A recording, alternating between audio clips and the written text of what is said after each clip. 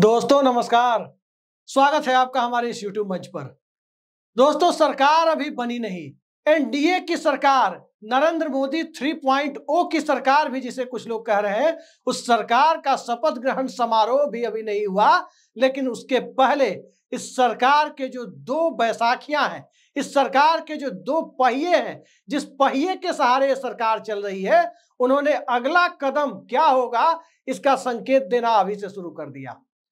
इस सरकार के बहुमत के लिए जो दो बैसाखियां अनवरत रूप से सरकार के साथ रहनी जरूरी है, उनमें से एक बैसाखी नीतीश कुमार की है तो दूसरी बैसाखी चंद्रबाबू नायडू की है।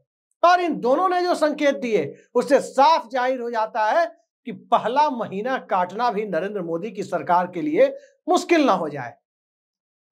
इंडिया गठबंधन की जहां तक बात है, और इंडिया गठबंधन में वो पार्टियां या वो निर्दलीय, उनकी संख्या यदि आप जोड़ करके देखें जो कभी भाजपा के साथ जा नहीं सकते, तो वो संख्या 245 के पार जाती है। यानी सरकार बनाने के लिए 27 सांसदों की जरूरत विपक्ष को साफ दिखाई दे रही है। और जब 27 सांसदों की जरूरत हो, नरेंद्र मोदी की शपथ ग्रहण में 24 घंटे से भी कम वक्त बचा हुआ हो, उस वक्त जनता दल यूनाइटेड यानी नीतीश कुमार की पार्टी की तरफ से उनकी पार्टी के नेता केसी त्यागी का यह बयान सामने आए कि इंडिया गठबंधन की तरफ से नीतीश कुमार को पीएम पद का ऑफर मिला।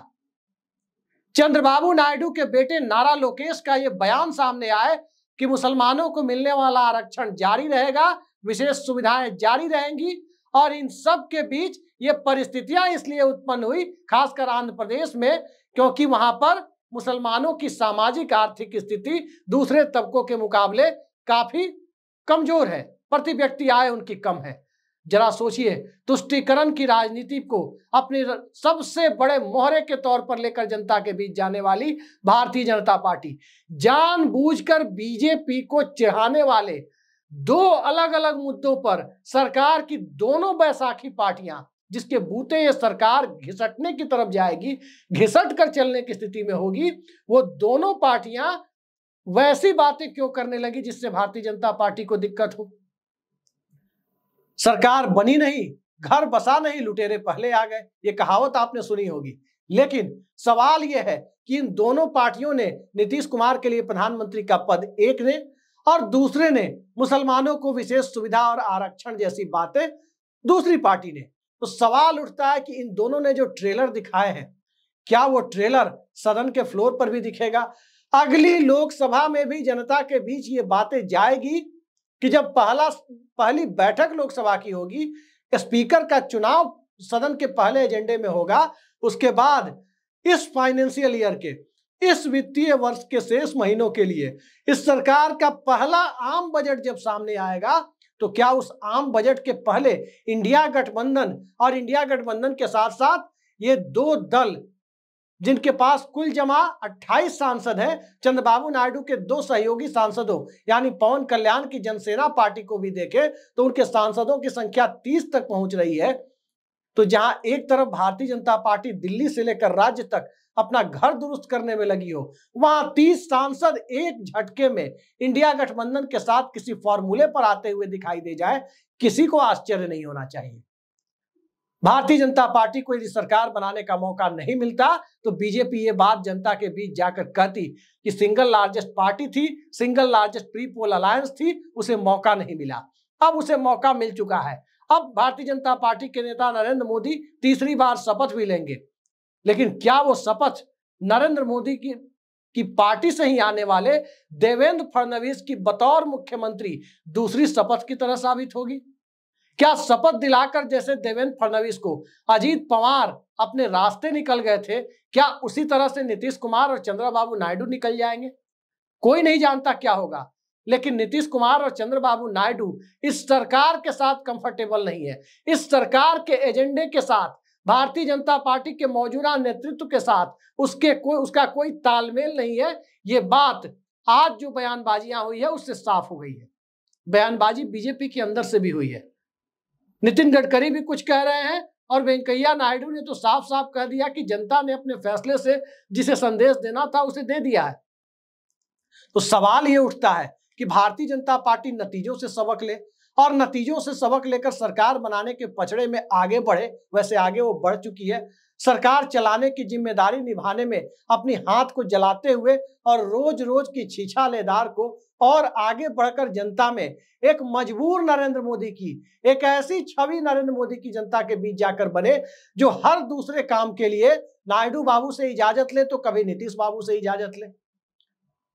तो उन नरेंद्र मोदी को देखना भाजपा के कार्यकर्ताओं के लिए कितना दुखद होगा। और इन सब से आगे बढ़कर जो ट्रोल आर्मी तैयार की गई, जिस ट्रोल आर्मी के सहारे इस देश में कंसेंट मैन्युफैक्चरिंग यानी इस देश के लोगों को एक तरह की सांप्रदायिक और उन्मादी भीड़ में तब्दील कर देने की जो कोशिश की गई, उन कोशिशों पर इस बार के जनमत ने जो पलीता लगाया, क्या आने वाले वक्त में उन्हीं नरेंद्र मोदी को एक बेहद निरीह प्रधानमंत्री के तौर पर जो अपने बूते कुछ कर नहीं सकते, उस स्थिति में देखने के लिए संघ और भाजपा का कैडर तैयार है। क्योंकि इस सरकार में अगर देखा जाए तो गठबंधन सरकार चला सकने की क्षमता रखने वाले, गठबंधन सरकार में एक समानांतर नेतृत्व जैसे आभासी नेतृत्व देने वाले न तो कोई हरकिशन सिंह सुरजीत है, न तो कोई जॉर्ज फर्नांडिस है और न ही कोई सोनिया गांधी है। तब सवाल यह उठता है कि इस सरकार में उन तीनों की भूमिका को एनडीए के अंदर निभाने के लिए आज तैयार कौन है? अमित शाह इस भूमिका को निभा नहीं सकते और न ही इस भूमिका की उनसे उम्मीद की जा सकती है। राजनाथ सिंह इस भूमिका में खुद को ला नहीं सकते, क्योंकि राजनाथ सिंह नरेंद्र मोदी की सरकार में किस तरह से रहे हैं 10 सालों से, ये सबको पता है। और नितिन गडकरी को यह भूमिका नरेंद्र मोदी दे नहीं सकते। तब सवाल उठता है कि इस सरकार के अंदर नीतीश कुमार उस भूमिका को लेकर जाने के लिए संतुष्ट नहीं है, क्योंकि उनकी भूमिका तो प्रधानमंत्री या उप प्रधानमंत्री के रूप में एक ऐसी सरकार में है जिस सरकार के ऊपर सेकुलर लेवल लगा हो। चंद्रबाबू नायडू की भूमिका एक ऐसी राजनीति करने की है जिसमें ईडी के द्वारा उनके और उनके परिवार को परेशान करने की जो कोशिशें थी, उन्हें जेल भी एक मामले में जाना पड़ा। तो इन सब को लेकर आंध्र प्रदेश के अंदर जिस प्रकार का राजनीतिक मिजाज है, और उस राजनीतिक मिजाज में जब बीजेपी के लिए कोई जगह बनती हुई दिखाई नहीं दे रही, कांग्रेस पार्टी फिलहाल जगह बनाती हुई दिखाई नहीं दे रही, लेकिन भविष्य में कांग्रेस पार्टी जगह बना सकती है और कांग्रेस पार्टी को उसी तरह से नवीन पटनायक की तरह से चंद्रबाबू नायडू रोक सकते हैं जिस तरह से उड़ीसा में रोका गया। बीजेपी के साथ अच्छे संबंध है, कांग्रेस के साथ अच्छे संबंध है, ये संकेत 20-22 साल से नवीन पटनायक देते रहे। आज भारतीय जनता पार्टी के लिए आंध्र में वो परिस्थिति नहीं है कि वो तत्काल अगले 10 सालों तक उभर कर सामने आए। कांग्रेस पार्टी के सामने वो परिस्थिति है क्योंकि जगन मोहन रेड्डी की पार्टी ने जो स्पेस खाली किया है, कांग्रेस पार्टी राजनीतिक बुद्धिमत्ता के साथ आगे बढ़े उस स्पेस को भर सकती है, उस खाली जगह को भर सकती है। और उस खाली जगह को भरने से रोकने के लिए चंद्रबाबू नायडू के पास जो फॉर्मूला है वो नवीन पटनायक वाला फॉर्मूला ही है कि कांग्रेस पार्टी के साथ फ्रेंडली फाइट से ज्यादा बेहतर क्यों न गठबंधन में आकर कांग्रेस को राज्य में बी टीम बना दिया जाए। एक तरफ वो उस गठबंधन का हिस्सा बनते हैं तो दूसरी तरफ दिल्ली में उन्हें वही सुविधाएं इंडिया गठबंधन से मिल सकती है जो सुविधा एनडीए गठबंधन उन्हें दे सकता है। साथ में एनडीए गठबंधन स्पीकर पद पर आनाकानी भले करे, इंडिया गठबंधन स्पीकर का पद भी देने को तैयार है, क्योंकि याद रखिए नरेंद्र मोदी के पास 240 सांसद है, कांग्रेस के पास सिर्फ 99 सांसद है, 141 सांसद कम है। तो जिसकी संख्या कम है बार्गेनिंग की टेबल पर, समझौते की टेबल पर, वो उतना ज्यादा लचीला रुख अपनाएगा। और क्षेत्रीय दलों को चाहिए क्या? नीतीश कुमार को क्या चाहिए? चंद्रबाबू नायडू को क्या चाहिए? उद्धव ठाकरे शरद पवार को क्या चाहिए? एमके स्टालिन और अखिलेश यादव को क्या चाहिए? ममता बनर्जी और लालू यादव को क्या चाहिए? और हेमंत सोरेन और अरविंद केजरीवाल को क्या चाहिए? ये किसी से छिपा हुआ नहीं है। समझौते की टेबल पर जिसका रुख जितना लचीला है वो उसके साथ जाने में कंफर्टेबल है। अब सवाल उठता है कि चंद्रबाबू नायडू और नीतीश कुमार जो बगल में बैठे हुए थे कल तक नरेंद्र मोदी के, उनकी शान में कसीदे पढ़ रहे थे, अचानक आज उनकी पार्टी से अलग अलग बातें क्यों निकलकर सामने आई? एक ने प्रधानमंत्री पद का ही संकेत दे दिया तो दूसरे ने मुस्लिम आरक्षण की बात और विशेष सुविधाओं की बात कर दी। ये हालात बने क्यों? दरअसल ये हालात इसलिए बने क्योंकि चंद्रबाबू नायडू को भी पता है, नीतीश कुमार को भी पता है कि सिंगल लार्जेस्ट पार्टी और single largest pre poll alliance यानी चुनाव पूर्व गठबंधन की स्थिति में भारतीय जनता पार्टी के नेतृत्व वाला एनडीए ही है। राष्ट्रपति भवन में भी भारतीय जनता पार्टी की एक पूर्व कार्यकर्ता ही बैठी है और दही चीनी खिलाने वाली फोटो आपने देखी होगी। तो सीधी सी बात यह है कि चंद्रबाबू नायडू और नीतीश कुमार नरेंद्र मोदी की शपथ ग्रहण से पहले यदि पाला बदल करते तब भी वो नरेंद्र मोदी को शपथ लेने से रोक नहीं सकते थे, और नरेंद्र मोदी को शपथ लेने से जब वो रोक नहीं सकते तो उसके पहले पाला बदल करने की जरूरत क्या है? और क्यों ना नरेंद्र मोदी को एक आध महीने सरकार चलाने दी जाए। सदन के अंदर स्पीकर का पद अगर टीडीपी को नहीं मिला, पहली रार गठबंधन के अंदर वहीं शुरू होगी। अटल बिहारी वाजपेयी ने जो सुविधा चंद्रबाबू नायडू को 12 सांसदों के बूते 1998 में दे रखी थी, आज 16 सांसदों के बूते क्या वो सुविधा नरेंद्र मोदी उन्हें देंगे? यदि देंगे तो इंडिया गठबंधन के लिए विन विन सिचुएशन है, यदि नहीं देंगे तब भी इंडिया गठबंधन के लिए एक विन विन सिचुएशन है, क्योंकि गठबंधन की रार वहीं से दिखेगी।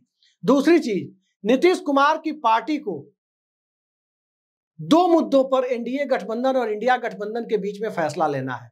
पहला, ये प्रधानमंत्री या उप प्रधानमंत्री के रूप में नीतीश कुमार की ताजपोशी, वो भी सेकुलर खेमे में हो तो ज्यादा बेहतर है। इस एजेंडे के साथ जेडीयू का आगे बढ़ना।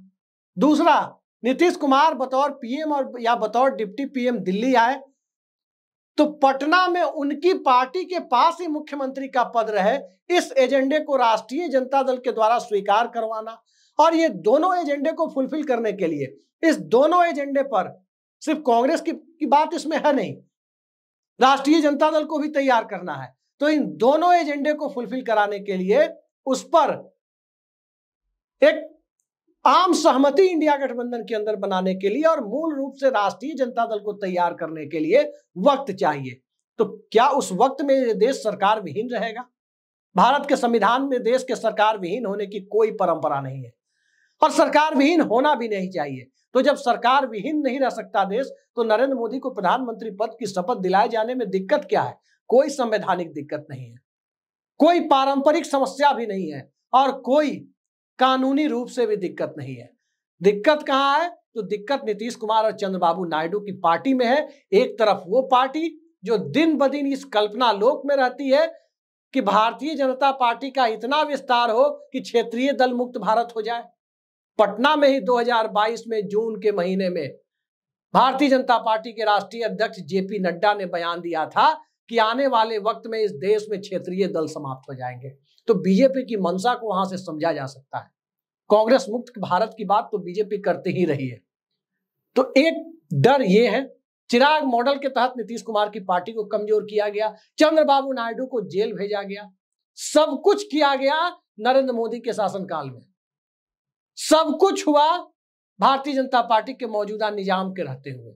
और इन सब के बावजूद यदि राष्ट्रीय जनता दल की बात करें तो जितनी बार नीतीश कुमार राष्ट्रीय जनता दल के साथ वापस आए, उन्हें मुख्यमंत्री के तौर पर संख्या बल की चिंता किए बिना राजद ने स्वीकार किया। लेकिन सवाल यह है कि यदि नीतीश कुमार पीएम या डिप्टी पीएम बन दिल्ली आते हैं तो नीतीश कुमार की पार्टी के किसी दूसरे नेता को तेजस्वी यादव या लालू यादव सीएम के तौर पर स्वीकार करेंगे? इन्हीं सब सवालों के बीच नरेंद्र मोदी की शपथ ग्रहण हो रही है और इन सब सवालों के बीच ईडी के दुरुपयोग, जांच एजेंसियों का बेजा इस्तेमाल, इन सब को लेकर जब गठबंधन के सामने, एनडीए गठबंधन के सामने संसद में 245 के करीब सांसदों वाला मजबूत विपक्ष है, 234 इंडिया गठबंधन के और तकरीबन 11 ऐसे सांसद जो बीजेपी के साथ जाने की सोच भी नहीं सकते, भले ही वो किसी गठबंधन में नहीं है। तो इस बीच में इतने ताकतवर विपक्ष के सामने जांच एजेंसियों का बेजा इस्तेमाल, पीएमएलए का दुरुपयोग, पीएमएलए के सेक्शन 45 को लेकर सवाल, ये सारी चीजें जब एक साथ आकर खड़ी हो रही हो तो इस मजबूत संसद के अंदर हर दूसरे दिन संख्या बल जुटाने की जिम्मेदारी और संख्या बल को सदन में मौजूद रखने की जिम्मेदारी जब संसदीय कार्य मंत्री और फ्लोर मैनेजमेंट में लगे हुए लोगों के ऊपर होगी, तो आप अंदाजा लगा सकते हैं कि तलवार की धार पर चलने जैसा जो कदम नरेंद्र मोदी ने उठाया है, उस कदम के बीच दो ऐसे राजनेता नीतीश कुमार और चंद्रबाबू नायडू जो आज बयान के माध्यम से एक अलग तरह के संकेत देते हुए दिख रहे हैं, उन संकेतों को हकीकत में बदलने के लिए कितने दिन या कितने महीनों की जरूरत है, इस पर सिर्फ अनुमान ही लगा सकते हैं। लेकिन इनके एजेंडे अब साफ हो चुके हैं कि ये दोनों पार्टियां आगे क्या करने वाली है। और जब एजेंडे साफ हो चुके हैं तो क्या नरेंद्र मोदी छीछालेदार करवाने के लिए प्रधानमंत्री बन रहे हैं?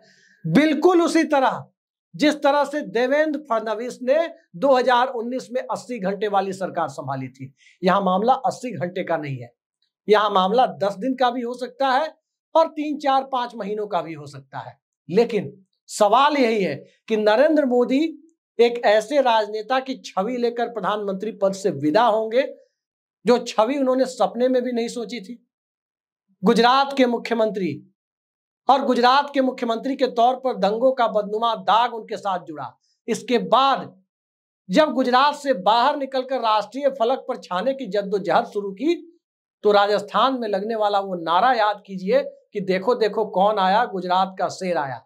और आज की तारीख में बात जब शेर से आगे निकलकर नीतीश कुमार और नरेंद्र मोदी के सामने राजनीतिक तौर पर शीश नवाने वाले व्यक्ति के रूप में नरेंद्र मोदी की पहचान बन जाए तो आप अंदाजा लगा सकते हैं कि भारतीय जनता पार्टी के अंदर जो बातें चल रही है, इंडिया गठबंधन उसका फायदा उठाने के लिए तो तैयार बैठा है। एनडीए के अंदर जो परिस्थितियां बन रही है, उन परिस्थितियों में जब राहुल गांधी नेता विपक्ष का पद स्वीकार करने को तैयार नहीं है, तो इससे साफ जाहिर होता है कि कांग्रेस पार्टी को प्रधानमंत्री पद को लेकर कोई मोह नहीं है। वो शरद पवार को भी दे सकते हैं, चंद्रबाबू नायडू को भी दे सकते हैं, नीतीश कुमार को भी प्रधानमंत्री का पद दे सकते हैं, क्योंकि मौजूदा दौर में इंडिया गठबंधन का एजेंडा साफ जाहिर होता है कि नरेंद्र मोदी सत्ता तो आ तो रहे हैं, शपथ तो ले रहे हैं, लेकिन इस सरकार को कितने दिनों तक चलाया जाए, ये सरकार कब गिरेगी, इंडिया गठबंधन के लोगों के बीच ये सवाल है। और कुछ लोगों के लिए सवाल यह है, नीतीश कुमार और चंद्रबाबू नायडू के चरणों में यह सरकार कितना गिरेगी।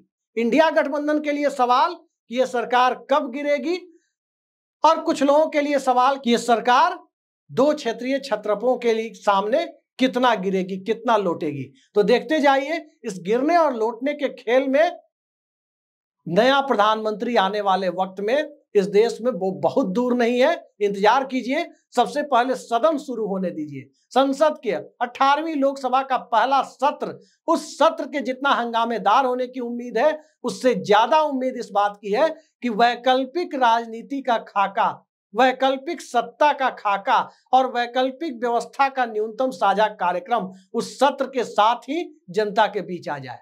देखते हैं क्या होता है आने वाले वक्त में। जो भी सियासी घटनाक्रम होगा, इतना जरूर है कि आम जनता को इस सरकार की स्टेबिलिटी को लेकर हर दिन उसी तरह की खबरों से दो चार होना पड़ेगा। जैसे जयललिता के समर्थन पर टिकी 13 महीनों की सरकार के दरमियान अटल बिहारी वाजपेयी सरकार की स्थिरता को लेकर पूरे देश में हर दिन खबरें आती रहती थी। आज के लिए इतना ही, नमस्कार।